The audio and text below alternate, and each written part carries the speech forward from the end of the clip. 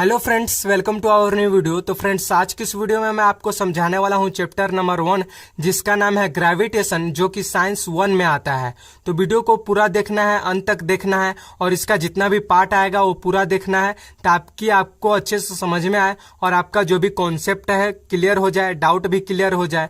और मैं आपको इतना गारंटी के साथ बोल सकता हूँ कि इसका जितना भी पार्ट आएगा वो अगर आप देख लेते हो पूरा बिना स्किप किए, तो आपके मन में कोई भी डाउट नहीं होगा, कोई भी सवाल नहीं आएगा। और तो भी अगर कोई डाउट, कोई भी सवाल आता है तो आपके लिए कमेंट बॉक्स खुला हुआ है, जितना कमेंट करना है कमेंट कीजिए, मैं आपको कमेंट का रिप्लाई दे दूंगा। तो सबसे पहले हम कुछ बेसिक नॉलेज जानेंगे। मैं आपको बता देना चाहता हूं कि इस चैप्टर में कुछ मैं आपको 9th के बारे में भी बताऊंगा, क्योंकि 9th में आप बहुत सारे ऐसे भी बच्चे हैं जो पढ़ नहीं पाए थे, तो कुछ 9th का भी बेसिक नॉलेज बताता जाऊंगा ताकि आपका कॉन्सेप्ट क्लियर होता। तो मैं आपको बता देना चाहता हूं कि पहले आप एक पेन ले लो और एक नोटबुक ले लो, और ये स्क्रीनशॉट मारने वाला ये सब फालतू काम नहीं करना है। आपको बुक और नोटबुक ले लेना है और जैसे जैसे मैं आपको पढ़ाता हूँ वैसे वैसे पढ़ते जाना है और उसको लिखते जाना है और साथ ही साथ याद भी करते जाना है और उसको बाद में रिवाइज मार लेना है, फिर आपको अच्छे से याद हो जाएगा। ठीक है, तो सबसे पहले स्टार्ट करते हैं फोर्स से। तो फोर्स क्या होता है, तो क्या लिखा हुआ है यहाँ पे, any external influence applied on the object which cause displacement. यानी कि कोई भी ऐसा एक्सटर्नल इन्फ्लुएंस, कोई भी बाहर का प्रभाव, कोई भी बाहर का इफेक्ट यानी कि इम्पैक्ट, कोई भी बाहर का इम्पैक्ट जो भी बोल सकते हो, बाहर का प्रभाव अप्लाई होता है कोई भी ऑब्जेक्ट पर, जिसके वजह से डिस्प्लेसमेंट हो जाता है, उससे पता चलता है कि फोर्स अप्लाई हुआ। यानी कि मान लीजिए ये ऑब्जेक्ट है, ठीक है, अभी इस ऑब्जेक्ट पर कोई भी बाहर का फोर्स तो है ही, मतलब कि कोई भी एनी एक्सटर्नल इन्फ्लुएंस यानी कि कोई भी बाहर का इन्फ्लुएंस, कोई भी बाहर का प्रभाव अप्लाई होता है इस ऑब्जेक्ट पर, जिसके वजह से इस ऑब्जेक्ट में डिस्प्लेसमेंट हो जाता है, तो हम मानते हैं कि इसमें फोर्स अप्लाई हुआ है। ठीक है, मैं एक बार और आपको बोलता हूं, any external influence applied on the object, any external influence applied on the object which cause displacement. यानी कि any external influence applied on the object, कोई भी बाहर का प्रभाव इस ऑब्जेक्ट पर अप्लाई हुआ, कोई भी बाहर का प्रभाव इस ऑब्जेक्ट पर अप्लाई हुआ, जिसके वजह से इस ऑब्जेक्ट में डिस्प्लेसमेंट आ गया, यहां पर इस जगह में डिस्प्लेसमेंट आ गया है, ये ऑब्जेक्ट हिला यानी कि डिस्प्लेस किया, इसी को बोलते हैं। देखिए अब मोशन क्या होता है, तो मोशन क्या होता है, movement of an object, movement of an object with respect to surround, with respect to surround is nothing but motion. यानी कि मूवमेंट ऑफ एन ऑब्जेक्ट, ये ऑब्जेक्ट है, हाँ, ये ऑब्जेक्ट में मूवमेंट आता है, ये ऑब्जेक्ट में मूवमेंट आता है विथ रिस्पेक्ट टू सराउंड। यानी कि ऑब्जेक्ट में मूवमेंट आया है ना, ये सराउंड थोड़ी ना मूवमेंट कर रहा है, वही लिखा हुआ है यहाँ पे, with respect to surround is nothing but motion, उसी को मोशन बोलते हैं। यानी कि ये ऑब्जेक्ट में मूवमेंट आ जाता है तो ये मोशन में करने लगता है, यानी कि इसमें मूवमेंट आ गया तो मोशन तो कर रहा ही है, कोई भी मोशन करेगा। यानी कि इसमें मैं एक मूवमेंट दे देता हूं, देखिए इसको मैं मूवमेंट दिया तो ये कौन से सीधा गया हो, सीधा गया ना, तो कौन सा मोशन हुआ, लीनियर मोशन हुआ। तो ये जो ऑब्जेक्ट में मूवमेंट आता है ना, उसी को मोशन बोलते हैं विथ रिस्पेक्ट टू सराउंड। यानी कि ऑब्जेक्ट सिर्फ मूवमेंट करता है, सराउंडिंग मूवमेंट नहीं करता है, तो उसी को हम मोशन बोलते हैं।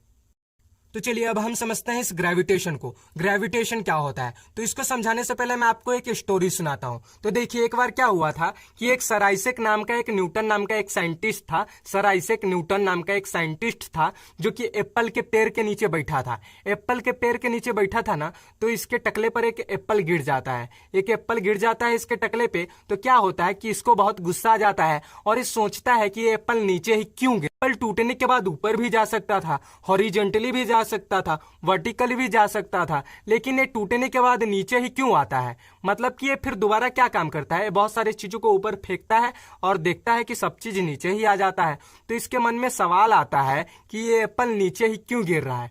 तो इसको खोजते खोजते ना एक ग्रेविटी का खोज कर देता है। हाँ, अब इसको क्या पता चलता है खोज करते करते कि दुनिया में जितना भी ऑब्जेक्ट है ना, इन दोनों के बीच में ना फोर्स ऑफ अट्रैक्शन होता है।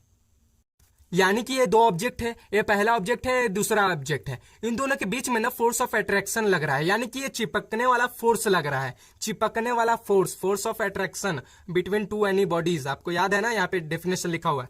तो ये जो force of attraction between two bodies, यानी कि दो बॉडी के बीच में जो फोर्स ऑफ अट्रैक्शन लगता है ना, उसी को ग्रेविटेशनल फोर्स बोलते हैं। और ये ऐसा न्यूटन ने कहा था कि ये दुनिया में जितना भी चीज होता है ना, उन दोनों के बीच में फोर्स ऑफ अट्रैक्शन होता है। यानी कि इन दोनों ऑब्जेक्ट में भी अभी भी फोर्स ऑफ अट्रैक्शन लग रहा है, लेकिन ये दोनों आपस में अभी क्यों नहीं चिपक रहा है? क्योंकि यहाँ पर ना अर्थ का मास ज्यादा है, जिसके कारण ना ये फोर्स ऑफ अट्रैक्शन इन लोग का उतना वर्क नहीं करता है, क्योंकि यहाँ पर अर्थ का मास ज्यादा है, जिसके वजह से अर्थ का ग्रेविटेशनल फोर्स ज्यादा है, फोर्स ऑफ अट्रैक्शन ज्यादा है, जिसके वजह से ये ना ऑब्जेक्ट जो है ये अर्थ से चिपक जाता है, और ये भी ऑब्जेक्ट है अर्थ से चिपक जाता है, लेकिन ये दोनों आपस में चिपक नहीं पाता है, क्योंकि इसमें फोर्स ऑफ अट्रैक्शन जो है इन दोनों के मुकाबले अर्थ का ज्यादा है, इसीलिए ये आपस में नहीं चिपक पाता है। तो चलिए एक बार डेफिनेशन देख लेते हैं। तो ग्रेविटेशन क्या होता है? अट्रैक्शन टुवर्ड समथिंग, यानी कि अट्रैक्शन टुवर्ड समथिंग कुछ होता है। तो देखिए, ग्रेविटेशन और जस्ट ग्रेविटी, यानी कि ग्रेविटेशन या फिर ग्रेविटी दोनों एक ही होता है। ग्रेविटेशन और ग्रेविटी दोनों में कंफ्यूज नहीं होना है, दोनों एक ही होता है, ठीक है। ग्रेविटेशन या फिर just gravity is the force of attraction between any two bodies, यानी कि force of attraction between any two bodies, दो बॉडीज के बीच में ये जो फोर्स ऑफ अट्रैक्शन लगता है, चिपकने वाला अट्रैक्शन होता है, any two bodies is called gravitational force. इसी को, ये जो चिपकने वाला फोर्स लगता है, इसी को, ये जो फोर्स ऑफ अट्रैक्शन लगता है, इसी को ग्रेविटेशनल फोर्स बोलते हैं। और ये जो होता है ये वीकेस्ट फोर्स होता है। आप ही सोचो, अगर force of attraction between any two bodies अगर ज्यादा होता है, यानी कि ये जो ग्रेविटेशनल फोर्स है, ये जो फोर्स ऑफ अट्रैक्शन है, अगर दो बॉडीज के बीच में अगर ज्यादा होता, यानी कि हमारे और अर्थ के बीच में अगर ज्यादा होता, तो हम लोग सर्वाइव नहीं कर पाते ना, इसीलिए इसको वीकेस्ट फोर्स माना जाता है। यानी कि सर्वाइव हम लोग कैसे नहीं कर पाते?